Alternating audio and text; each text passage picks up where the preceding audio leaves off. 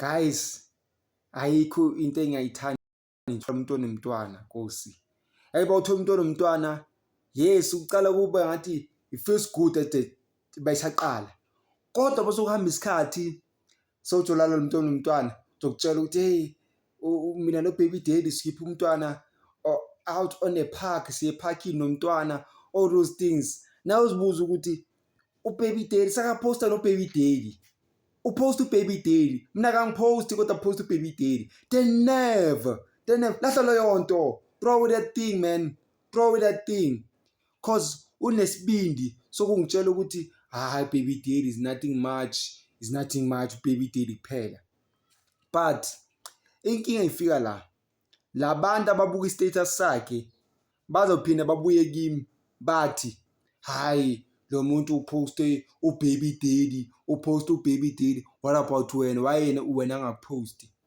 Then mangiya kuye ngithi wawuposta ubaby daddy ini hayi ngathi ungijwayela kabona baba umntanami lo, azongijwayela kabo umntanami. Bayathuthuda abantu abanabantwana because balala nabo baby daddy, balala nabo.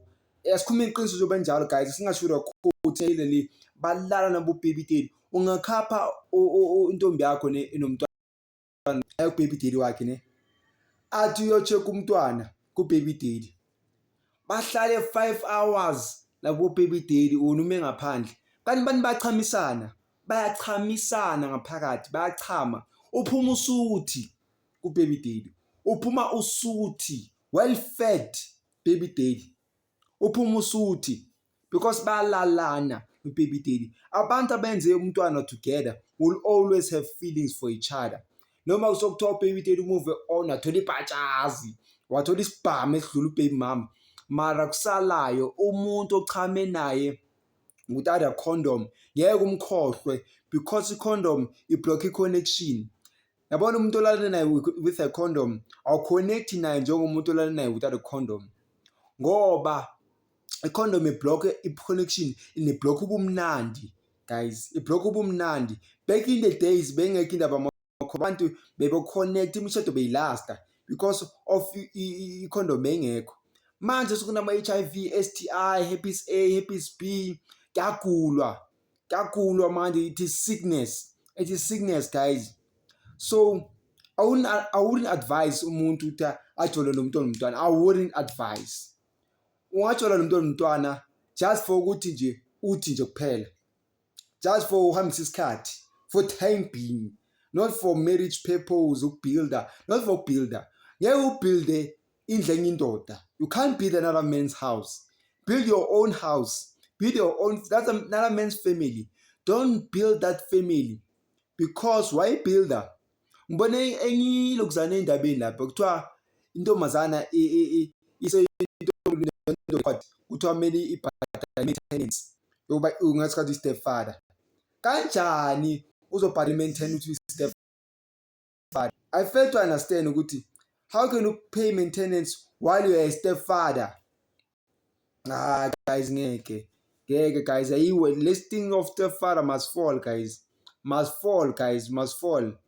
Ngeke phela yezo lokusondli, yes angali ukuthi ingane abanye babashiya ubaby daddy, but manje nikhulumisana ubaby mama ukuthi hayi phela umntana wakho, mina awangifaki mina endabeni zomntana wakho, angifaki mina, ngize kuwe, angizange umntana wakho. Angizange ngishele umntana wakho, mina ngishele wena, ngize kuwe.